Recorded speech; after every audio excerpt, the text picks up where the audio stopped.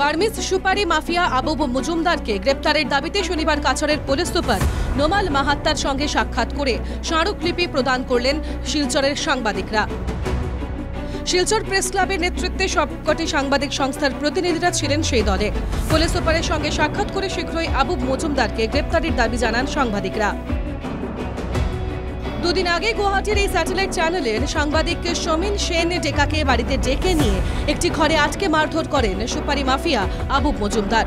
খবর পেয়ে পুলিশ গিয়ে সমীন সেন ডেকাকে উদ্ধার করে, কিন্তু দুদিন পেরিয়ে গেলেও রহস্যজনক কারণে আবুবকে গ্রেপ্তার করা হয়নি।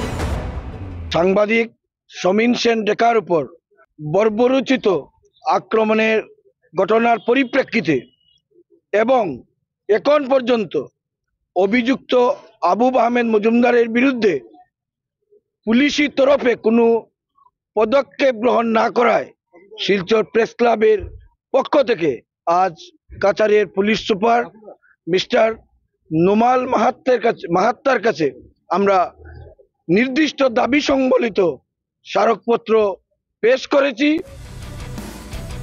সাংবাদিকদের অভিযোগ, সুপারি মাফিয়া আবুব মজুমদার এর আগেও নানা অপরাধে জড়িত ছিলেন, এমনকি তাঁর বিরুদ্ধে অপহরণের মতো অভিযোগও রয়েছে। সাংবাদিক নিগ্রহের ঘটনায় এখনও তাঁকে গ্রেপ্তার না করায় সাংবাদিকরা বিস্মিত।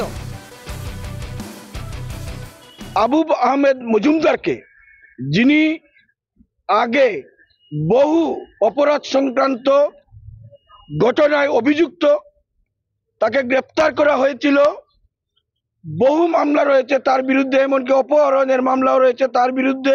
এমন একজন অভিযুক্ত ব্যক্তিকে এখনো পর্যন্ত সাংবাদিক নিগ্রহের ঘটনায় কেন গ্রেপ্তার করা হলো না, আমরা এ ব্যাপারে স্তম্ভিত। সুপারি মজুমদার আবুব মজুমদারের ক্ষমতার উৎস নিয়েও প্রশ্ন করেন সাংবাদিকরা। তাঁদের অভিযোগ, বাড়িতে ডেকে নিয়ে ঘরে আজকে গুন্ডা দিয়ে সাংবাদিক সমীন সেন ডেকাকে মারধর করেছেন মজুমদার।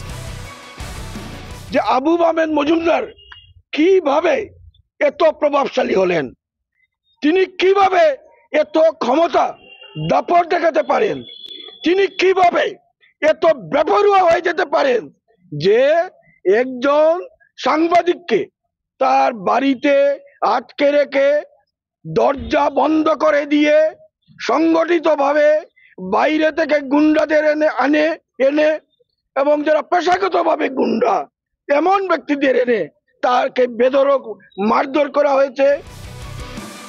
এদিকে স্মারকপত্র গ্রহণ করে সাংবাদিক নিগ্রহে জড়িতদের গ্রেপ্তারের প্রতিশ্রুতি দেন কাছাড়ের পুলিশ সুপার নোমাল মাহাত্তা।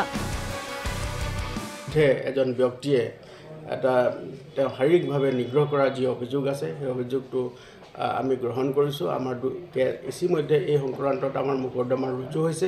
আমি জোৰ তদন্ত কৰিম আৰু তদন্তৰ কালত যি আহে তদন্তৰ কালত তাৰ যিটো পুংখানুপুংখ যি সত্য আছে এটা পোহৰলৈ আহিব আৰু সেই যিকেইজন ব্যক্তি ইয়াৰ লগত জড়িত হৈ আছে তেওঁলোকৰ বিৰুদ্ধে আমি কঠোৰতম আইনগত ব্যৱস্থা গ্ৰহণ কৰিম।